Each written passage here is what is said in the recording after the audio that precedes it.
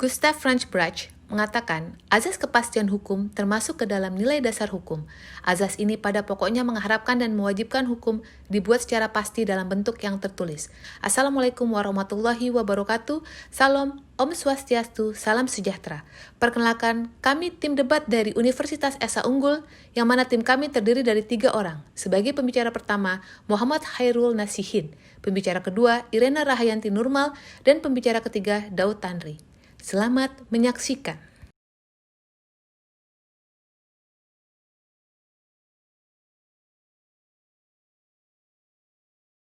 Assalamualaikum, salam sejahtera. Saya Muhammad Khairul Nasihin sebagai pembicara pertama dari tim CID bersama rekan-rekan saya Irena Rahayanti Nurmal sebagai pembicara kedua dan Daud Tanri sebagai pembicara ketiga.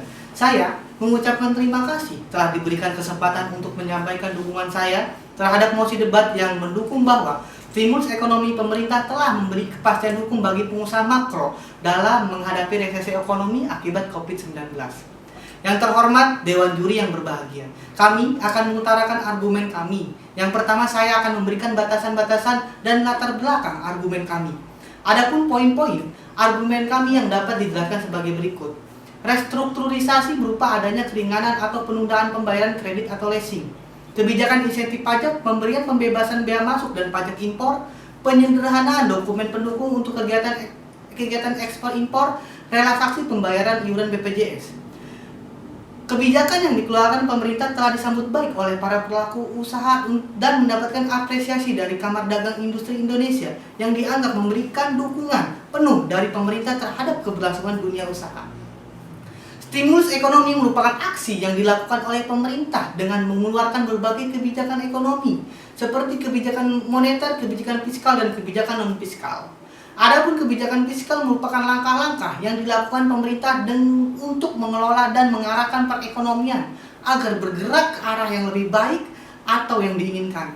Kebijakan moneter adalah seperangkat kebijakan ekonomi yang dibuat untuk mengatur ukuran serta tingkat pertumbuhan pemasokan uang di dalam perekonomian negara. Manfaat kebijakan pemerintah dalam hal ini pertama mencegah terjadinya pemutusan hubungan kerja, kedua membuka lapangan kerja yang luas, ketiga menstabilkan harga lewat menggerakkan pos penerimaan dan pengeluaran dana APBN, keempat memicu pertumbuhan ekonomi, kelima mencapai keadilan, keenam mendorong perkembangan investasi. Dalam hal ini, Bank Sentral yang harus mengatur kebijakan untuk mengatasi negara yang mengalami inflasi dengan mengurangi jumlah uang tunai yang beredar atau menurunkan cadangan kas negara. Adapun pemerintah yang dimaksud adalah semua golongan pemerintah dari pemerintah daerah sampai pemerintah pusat, dan termasuk juga lembaga-lembaga negara termasuk BUMN dan BUMD. Kepastian hukum menurut Sudipno Mertokusumo merupakan sebuah jaminan bahwa hukum tersebut harus dijalankan dengan cara yang baik. Agar tercipta kepastian hukum, pemerintah telah menerbitkan berbagai kebijakan yang diawali dengan Perpu nomor 1 tahun 2020 dan disahkan oleh Undang-Undang nomor 2 tahun 2020 yang merupakan langkah awal dan menjadi landasan hukum pemerintah seharusnya mengambil langkah-langkah yang bersifat luar biasa secara cepat dan tepat. Pengusaha-pengusaha makro adalah pengusaha-pengusaha besar yang dilihat berdasarkan aset, omset, perputaran modal, dan jumlah tenaga kerja minimal 100 tenaga kerja. Wakil Ketua Dewan Pertimbangan Kadin DKI Jakarta Saman Simanjor menyatakan bahwa pengusaha pasti mempunyai kekhawatiran tentang resesi. Namun kekhawatiran tersebut tidak sebesar pada tahun 1998 dan tahun 2008. Karena fundamental ekonomi seperti perbankan tidak rontok dan pengertian fundamental ekonomi Indonesia sudah lebih baik. Menurut pakar hukum, mengatakan dan menegaskan justru yang paling ditunggu pengusaha adalah bukan soal resesi atau tidak, tapi soal apakah dan kapan pandemi ini akan berakhir. Bagi pengusaha, walau kita resesi tak terlalu khawatir sekali, asalkan negara segera mengendalikan penyebaran virus corona dan memberikan stimulus yang tepat bagi pengusaha makro. Dalam hal ini, mengapa saya sangat setuju bahwa pemerintah dalam memberi stimulus ekonomi telah menciptakan kepastian hukum bagi pengusaha dan tepat sasaran. Restrukturisasi yang diberikan berupa adanya keringanan atau penundaan pembayaran kredit atau leasing yang dicantumkan dalam peraturan yang dikeluarkan oleh Otoritas Jasa Keuangan sebagai lembaga negara, yaitu POJK nomor 11 tahun 2020 tentang stimulus perekonomian nasional. Yang dimaksud pada ayat 1 dapat dilakukan terhadap kredit atau pembiayaan yang diberikan sebelum maupun setelah debitur terkena dampak penyebaran COVID-19. Dalam hal ini merujuk pada Adigium Latin Salus Populi Suprema Les Esco atau Salus Populi Suprema S, di mana keselamatan rakyat merupakan hukum yang tertinggi. Kebijakan-kebijakan pemerintah terkait dengan stimulus ekonomi merupakan pengimplementasian dari teori respon law as a tool of social engineering. Hukum adalah alat untuk merekayasa masyarakat, tidak hanya sekedar manifesto politik belaka, tetapi dapat berfungsi untuk menata kehidupan dalam masyarakat. Dalam peraturan yang dikeluarkan oleh Otoritas Jasa Keuangan nomor 11 tahun 2020, mekanisme restrukturisasi kredit bisa bermacam-macam bentuk, mulai dari penurunan suku bunga dan perpanjangan waktu hingga pengurangan tunggakan pokok. Bisa dari sektor pariwisata dan transportasi, pemberian pemberlakuan khusus tanpa melihat batasan plafon kredit pembiayaan. Pemberian jangka waktu pun bisa bervariasi, akan sesuai dengan kesepakatan antara debitur dan bank maupun leasing. Bisa 3 bulan, 6 bulan, 9 bulan, dan sampai maksimal 1 tahun. Saya memberikan contoh pada pemberian stimulus ekonomi berupa pemberian penundaan pembayaran pada maskapai penerbangan nasional Indonesia ke Bank Nasional yang sangat menguntungkan, sehingga Garuda bisa melakukan pembayaran upah karyawan-karyawannya.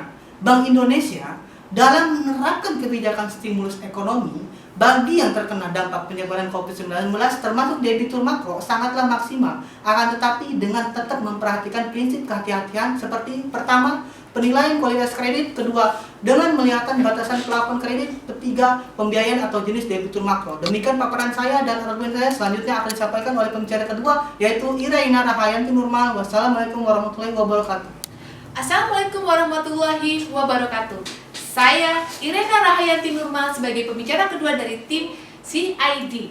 Saya ucapkan terima kasih telah diberikan kesempatan untuk menyampaikan mosi debat saya yang mendukung bahwa stimulus ekonomi pemerintah telah memberi kepastian hukum bagi pengusaha makro dalam menghadapi resesi ekonomi akibat COVID-19. Langkah yang diambil oleh pemerintah telah secara optimal memberikan angin segar bagi para pengusaha-pengusaha makro. Indonesia merupakan salah satu negara pemberi stimulus penanggulangan virus corona terbesar di Asia. Direktur Research Center of Reform on Economics Peter Abdullah Rejala mengatakan total anggaran tambahan yang disalurkan mencapai 405 triliun rupiah atau setara dengan 2,5% dari produk domestik bruto. Stimulus berupa anggaran tambahan ini ditujukan untuk bidang kesehatan, perlindungan sosial, insentif perpajakan, dan pemulihan ekonomi nasional. Dengan tambahan ini, Indonesia menjadi salah satu negara pemberi insentif terbesar di Asia. Sebagai upaya penanganan resesi ekonomi, pemerintah telah mengeluarkan paket kebijakan stimulus fiskal. Instrumen kebijakan fiskal merupakan penerimaan dan pengeluaran pemerintah yang berhubungan erat dengan pajak.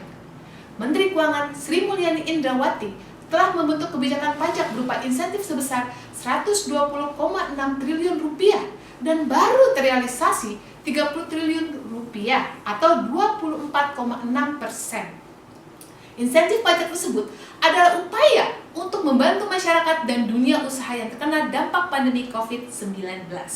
Realisasi pencairan tersebut berasal dari insentif pajak penghasilan atau PPh 21 atau pajak karyawan yang ditanggung pemerintah yang saat ini nilainya sudah 2,18 triliun rupiah.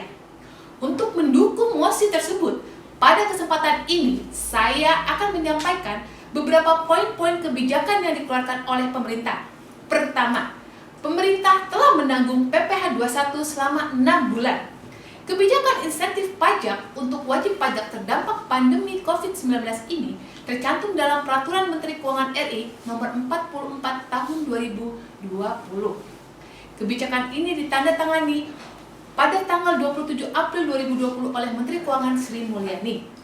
Di dalam pasal 2 ayat 1 dinyatakan bahwa PPh 21 sebagaimana pada ayat 1 ditanggung pemerintah atas penghasilan yang diterima pegawai dengan kriteria tertentu. Pasal 2 ayat 9 menyebutkan bahwa PPh 21 ditanggung pemerintah sebagaimana dimaksud pada ayat 2 diberikan sejak masa pajak April 2020 sampai dengan masa pajak September 2020. Pemerintah memperpanjang insentif perpajakan yang mana pemerintah masih menanggung PPh 21 sampai dengan Desember 2020. Peraturan perpanjangan insentif perpajakan tersebut dimasukkan ke dalam PMK nomor 143 tahun 2020. Sekjen Asosiasi Industri Olefin, Aromatik dan Plastik Indonesia (INAPLAS), Fajar Budiono mengakui insentif pajak tersebut dapat membantu industri tetap berproduksi meski di tengah wabah, terutama untuk kebutuhan pengemasan makanan. Wakil Ketua Umum Bidang Fiskal Moneter dan Kebijakan Publik Kadin Indonesia Haryadi B. Sukamdhani mengatakan, kebijakan insentif PPh 21 sangat bagus dan langsung mengena kepada industri itu sendiri. PPh 21 mekanismenya untuk perusahaan-perusahaan yang bisa mengalami kendala cash flow sehingga bisa menyebabkan PHK ditanggung pemerintah itu bagus. Haryadi mencontohkan, ketika harus bayar PPh 21 sebesar 100 juta rupiah ketika DTP, maka mungkin tidak harus membayar 100 juta rupiah lagi yang akan berdampak langsung ke perusahaan. Dengan adanya kebijakan insentif PPh 21 tersebut, para pekerja di sektor pengolahan mendapatkan penghasilan untuk mempertahankan daya beli. Bagi para pemilik bisnis sektor ini bisa merasa lega karena berkurangnya beban biaya perusahaan atas pembayaran pajak pegawai. Kedua, pemerintah memberlakukan kebebasan bea masuk dan pajak impor untuk COVID-19 untuk mendukung penanggulangan masalah kesehatan. Direktur Kepabeanan Internasional dan Antar Lembaga Direktorat Jenderal Bea Cukai Syarif Hidayat mengungkapkan, pandemi COVID-19 ini telah mengakibatkan perusahaan KB dan KITE mengalami hambatan dalam proses produksi. Mereka kesulitan bahan baku dan juga mempengaruhi penurunan kinerja ekspor perusahaan serta berdampak pada pengurangan tenaga kerja. Fasilitas KB dan KITE selama ini merupakan fasilitas yang diberikan pemerintah kepada perusahaan dalam rangka penyerapan tenaga kerja dan mendorong ekspor dalam bentuk insentif fiskal maupun prosedural. Pemerintah telah memfasilitasi pembebasan bea masuk impor produk mencapai 1,5 triliun rupiah hingga 13 Juli 2020. Pemberian fasilitas pembebasan ini diatur dalam PMK nomor 34 tahun 2020 sebagai fasilitas fiskal untuk mendukung penanganan pandemi COVID-19. Kemudahan tersebut diberikan guna menjaga keberlangsungan industri serta mendorong ketersediaan alat pelindung diri, alat kesehatan dan obat-obatan untuk masyarakat. Ketua Kadin Rosan Roslani mengakui bahwa China selama ini menjadi mitra dagang terbesar bagi Indonesia. Pemerintah perlu mengantisipasi ketersediaan bahan baku industri yang hanya tersisa untuk 2 hingga 3 bulan ke depan, terutama bidang farmasi, elektronik, dan bahan baku tekstil. Impor bahan baku dan barang modal kita yang harus kita antisipasi. Kesulitan bahan baku dan juga mempengaruhi penurunan kinerja ekspor perusahaan serta berdampak pada pengurangan tenaga kerja. Kebijakan terkait pembebasan bea masuk dan pajak impor memiliki manfaat lain, yaitu dapat mengurangi pengeluaran kas perusahaan, sehingga pengusaha dapat menghemat pengeluaran untuk memaksimalkan operasional usahanya. Kesimpulannya, saya mendukung langkah-langkah yang diambil oleh pemerintah telah secara optimal memberikan angin segar bagi para pengusaha-pengusaha makro. Antara lain yang tercantum di dalam PMK nomor 44 tahun 2020 yang kemudian direvisi menjadi PMK nomor 143 tahun 2020 mengenai pemberian fasilitas pajak terhadap barang dan jasa yang diperlukan dalam rangka penanganan pandemi COVID-19 dan PMK nomor 34 tahun 2020 tentang pemberian fasilitas kepabeanan atau cukai serta perpajakan atas impor barang untuk keperluan penanganan pandemi COVID-19 yang mana telah dilaksanakan dan telah mendapatkan kepastian hukum. Sebelum kebijakan tersebut diambil, ada ancaman sanksi bagi wajib pajak yang tidak mematuhi kewajiban pembayaran pajak penghasilannya. Namun setelah dikeluarkan stimulus ekonomi tersebut, beban pajak penghasilan menjadi tanggungan pemerintah sehingga tidak lagi terancam sanksi. Demikian paparan dukungan saya terhadap posisi tersebut. Selanjutnya rekan saya Dautan. Salam sejahtera kepada Dewan Juri yang saya hormati, serta rekan-rekan yang saya cintai. Saya, Daud Tantri, merupakan pembicara ketiga dari tim CID.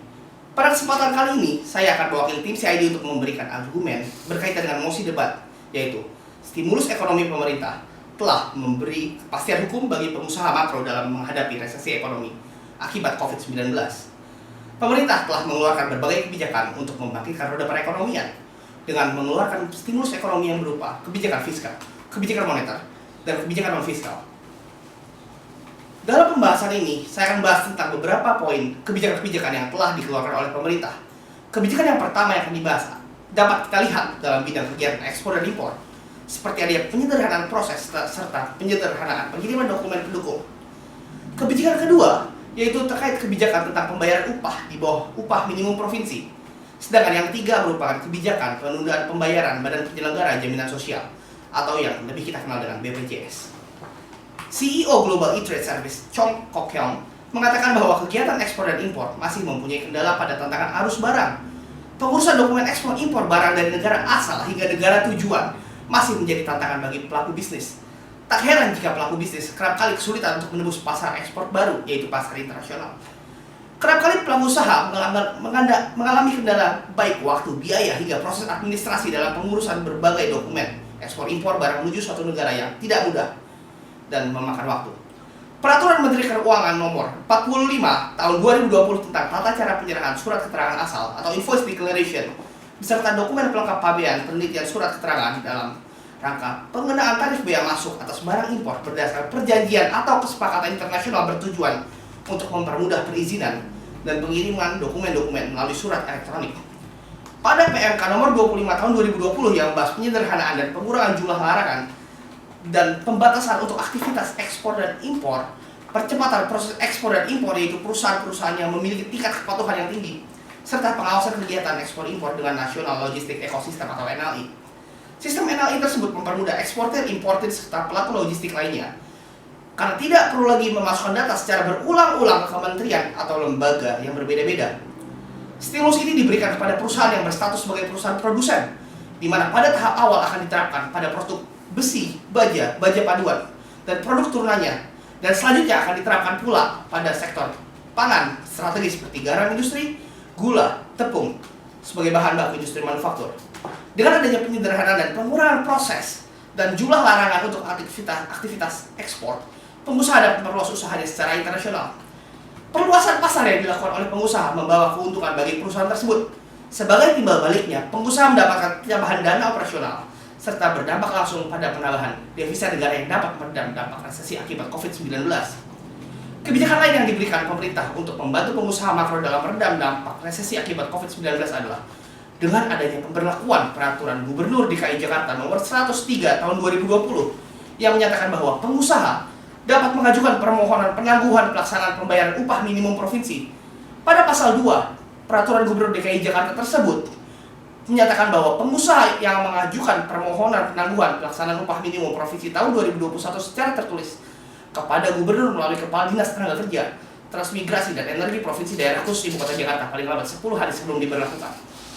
Sebelumnya, pada pasal 88E ayat 1 bab 4 Ketenagakerjaan Undang-Undang Nomor 11 Tahun 2020 tentang Cipta Kerja menyatakan bahwa pengusaha dilarang membayar upah lebih rendah daripada upah minimum. Dan apabila membayar tenaga kerja di bawah UMP, maka akan diberikan sanksi pidana berupa pasal 185 ayat 1 UU Cipta Kerja. Dengan adanya pemberlakuan Pergub DKI Jakarta tersebut, pemerintah telah memberi kepastian hukum kepada pengusaha makro di mana pengusaha dapat menangguhkan pembayaran UMP secara sah. Dan oleh sebab itu, pengusaha tidak melanggar aturan undang-undang. Ada pun kebijakan terakhir yang diberikan pemerintah, yaitu adanya penundaan pembayaran iuran BPJS yang diatur dalam Peraturan Pemerintahan Nomor 49 Tahun 2020 tentang penyesuaian jaminan sosial tenaga kerjaan selama bencana non-alam COVID-19. Menteri Keuangan Sri Mulyani Indrawati menyatakan bahwa pemerintah akan menunda pembayaran iuran BPJS ketenaga kerjaan atau BP Jam Sostek. Hal itu bertujuan untuk membantu meringankan industri yang terkena pandemi COVID-19. Ia mengatakan bahwa iuran akan ditunda hingga akhir tahun. Adapun opsi yang telah dipertimbangkan pemerintah adalah pemotongan iuran hingga 90% dari kondisi normal selama 3 bulan. Kebijakan pemerintah akhirnya dikeluarkan dalam bentuk Peraturan Pemerintahan Nomor 49 Tahun 2020. Pada pasal 4 PP 49 Tahun 2020 tersebut dinyatakan bahwa batas waktu pembayaran iuran paling lambat tanggal 15 bulan berikutnya telah diubah menjadi paling lambat tanggal 30 bulan berikutnya. Hubungannya antara kebijakan tersebut dengan memberi kepastian hukum terhadap pengusaha makro adalah di mana jika terjadi keterlambatan pembayaran BPJS, maka perusahaan yang seharusnya didenda sebesar 2,5% menjadi tidak perlu membayar denda. Akibatnya, dana yang digunakan untuk pembayaran BPJS tersebut dijadikan modal operasional tambahan pengusaha makro untuk meredam dampak resesi COVID-19. Kesimpulannya, bahwa pemerintah dengan memberlakukan berbagai kebijakan tersebut telah memberikan kepastian hukum bagi pengusaha makro dengan cara kebijakan dalam bidang ekspor impor terhadap percepatan proses dan percepatan pengiriman dokumen, kebijakan tentang pembayaran upah di bawah upah minimum provinsi, dan kebijakan penundaan pembayaran Badan Penyelenggara Jaminan Sosial atau yang dikenal dengan BPJS. Berdasarkan argumen-argumen yang telah kami paparkan, kami, tim CID, menarik kesimpulan bahwa pemerintah telah secara optimal memberikan stimulus ekonomi demi terciptanya kepastian hukum bagi pengusaha makro dalam menghadapi resesi ekonomi akibat COVID-19 melalui restrukturisasi kredit dan leasing, kebijakan insentif pajak PPh 21, pemberlakuan pembebasan bea cukai berdasarkan PMK nomor 34 tahun 2020, penyederhanaan dokumen pendukung untuk kegiatan ekspor dan impor, pembayaran upah karyawan terkait UMP, dan relaksasi pembayaran BPJS tercantum. Bahwa kami, tim CID berpendapat bahwa stimulus ekonomi yang diberikan oleh pemerintah telah memberikan kepastian hukum bagi pengusaha makro dalam menghadapi resesi ekonomi akibat COVID-19. Terima kasih.